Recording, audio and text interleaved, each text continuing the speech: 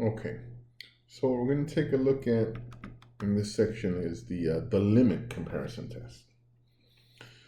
So the idea here is that we are going to compare two series, right, by taking a look at the terms in their sequences, right, in the sequences that we're summing, right, in those individual terms, and we're going to take a ratio of them, right, take a limit of their ratios, right, to determine, to evaluate a limit essentially, and then from there interpret the result, right? So here we have a sub n, b sub n, right, be terms in a sequence, right, and we're going to take a ratio of these terms.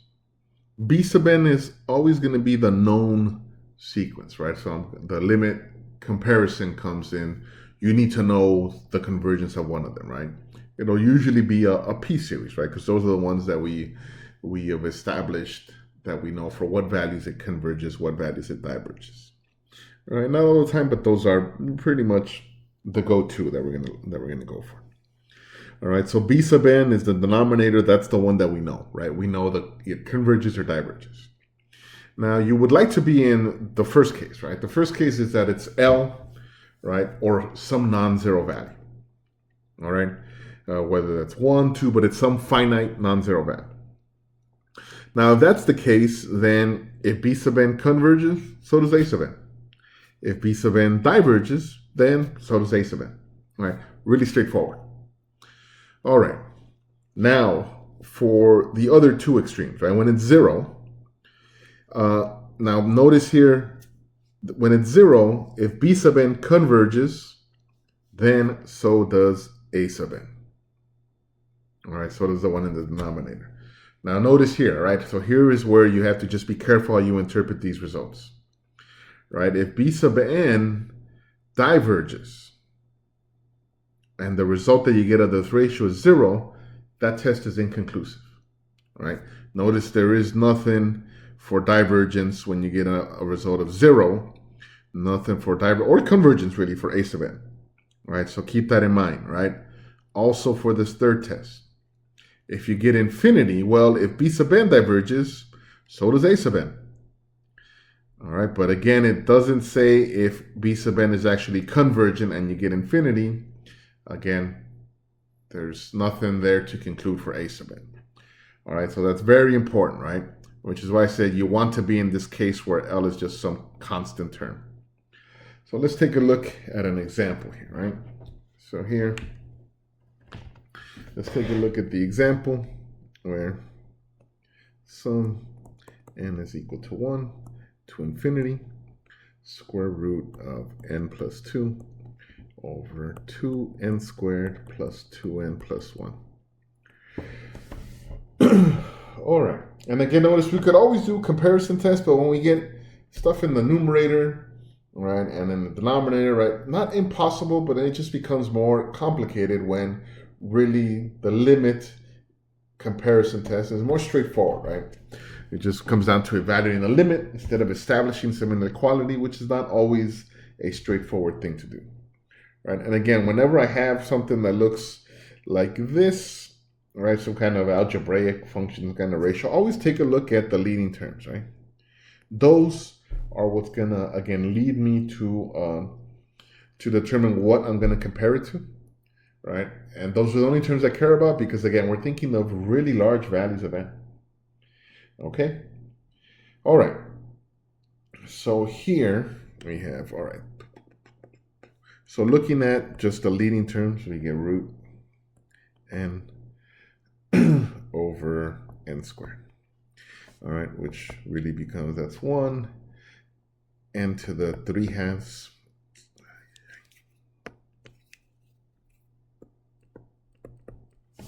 Okay, by doing some reduction, right? 1/2 minus 2 gives me negative 3/2, or 1 over n to the 3/2. So what do I know about this? It's a p series, and it is convergent, right? A convergent p series. All right, so we get that. N goes from 1 to infinity. Okay, so again, before I would try to, if I had some inequality, I would try to go that case. But here again, we just jump into trying to evaluate a limit, right? The limit as n goes to infinity, the unknown sequence in the numerator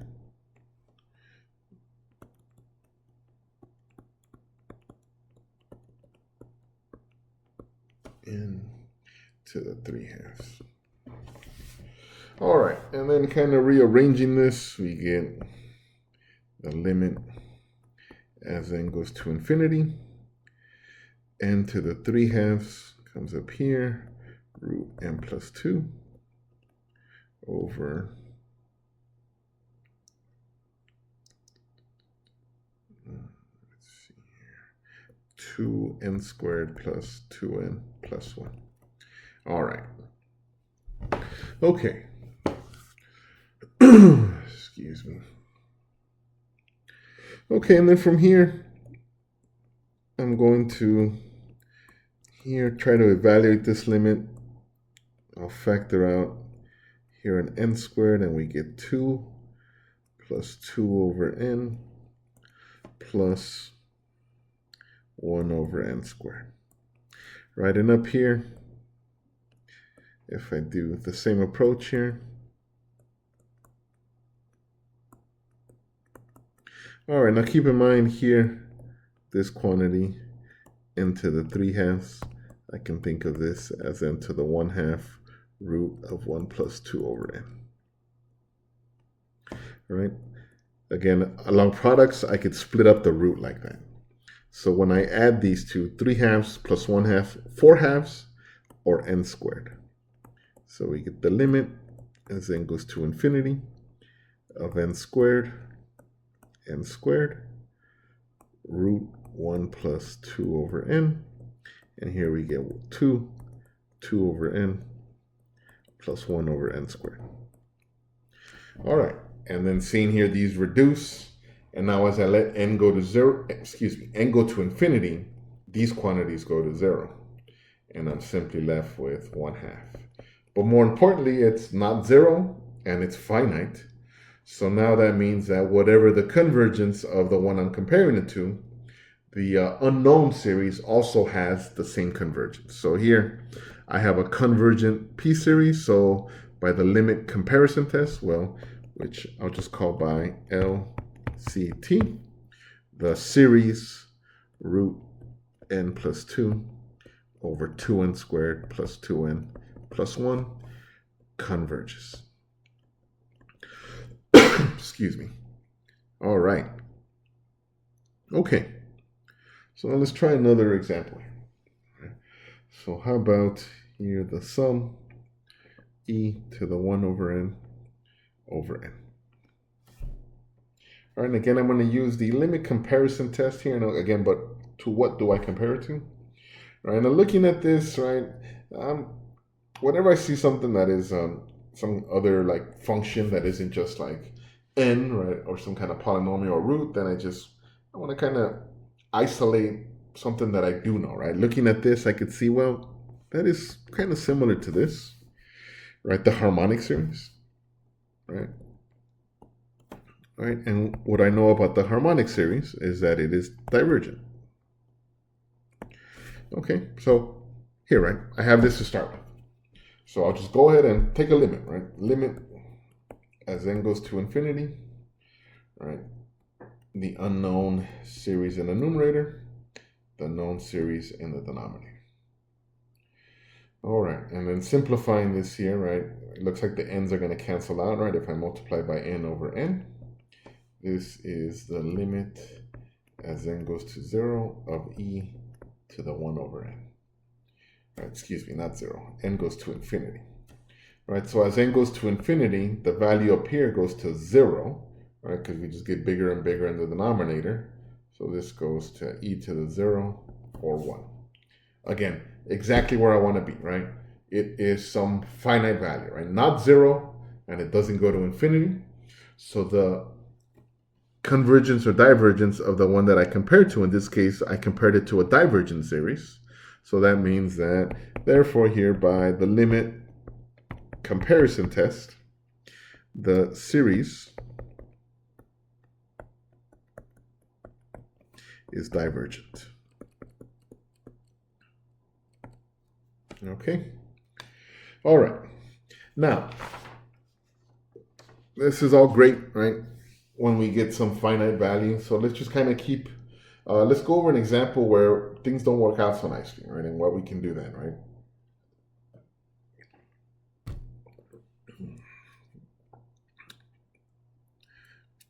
So for this example, I want to determine the convergence or the divergence of the series 1 over n ln of n.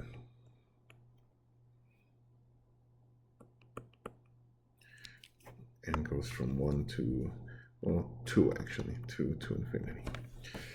Since n is 1, the natural log is 0, so we can't be dividing by 0. But again, one term doesn't affect convergence or divergence of a series. So looking at this, I say, well, my initial instinct is this, right? Let's do 1 over n squared, which is a convergent p-series.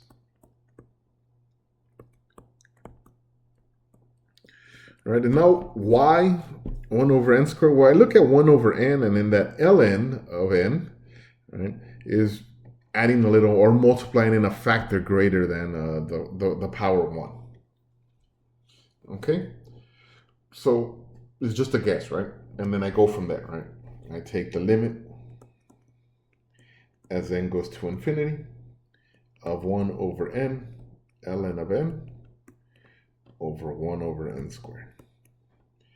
Okay, so simplifying this here, we get the limit as n goes to infinity of n squared over n ln of n, and we get simplifying limit n goes to infinity n over ln of n. All right, so here we have the indeterminate form, infinity over infinity, so I can use L'Hopital's rule. So looking at that, the limit as n goes to infinity, we get 1 over n, which is the limit as n goes to infinity of n, which equals to infinity. Okay, so again here, I'm in one of those extreme cases. So let's refresh. What can I do here? All right. So I get infinity. If the denominator is divergent, then so will the numerator be. But here, the denominator is not, right? 1 over n squared is a convergent series. And I get infinity, so this is inconclusive, right? So by the limit comparison test, then it is inconclusive. Again, all that means is I don't know, right? This does not tell me whether it's convergent or divergent, right? I am just here looking for another way now, right? And maybe you think, well, why don't you just start with 1 over n, the harmonic series, right? That looks very close to that one. So let's try that one then. All right, let's take a look here. So let's change up our approach here, right? So still 1 over n ln of n, right? And here, like 1 over n, right? So this is a divergent series. Okay, so we'll start off, we'll set up our limit as n goes to infinity, 1 over n ln of n over 1 over n. Okay, so here, limit as n goes to infinity. Here we get n ln of n, 1.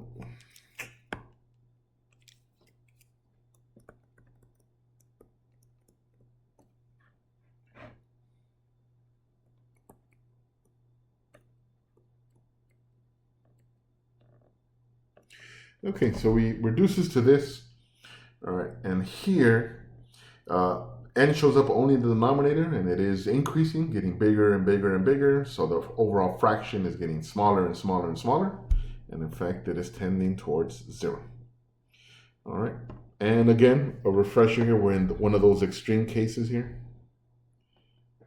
0, so as the denominator, if it converges, then the numerator also converges, but we are not in that case, right? And again, it doesn't tell me either way, convergent or divergent. We are again here, if we're strictly using by the limit comparison test, then it is inconclusive.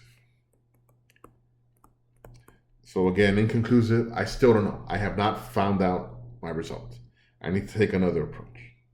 Okay, and in fact here, at each step, no matter how I kind of think of the power, right, any kind of rational power, I'm still going to get stuck in between this limbo here where I'm going to be in the extreme. All right, and in fact, what is going to work here, right, is if we actually just take an integral test. Right, and we can show here by an integral test that here, excuse me, right, it will be a divergent series using the integral test, which I won't go over here, but I just wanted to illustrate an example here where we get 0 or infinity and that we cannot conclude anything, right? Not that we did anything wrong or that it's telling us it's convergent or divergent. We just don't know based off of what the limit comparison test tells me.